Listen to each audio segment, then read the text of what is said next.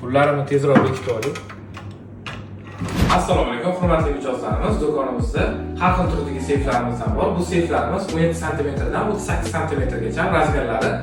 Hozir sizlarga bittasini ochib ko'rsatamiz. Bu seyfimizni kalt bilan ochsanglar ham bo'ladi, kod terib ochsanglar ham bo'ladi. Ichlari bir etajli bo'ladi. Razmeri 17 sm.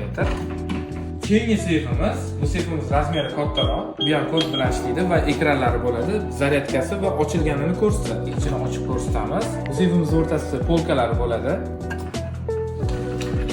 Bu seyfimiz barmoq izi bilan ishlaydi. Barmoq bilan shunday qo'ysanglar, mana ichini ochiladi.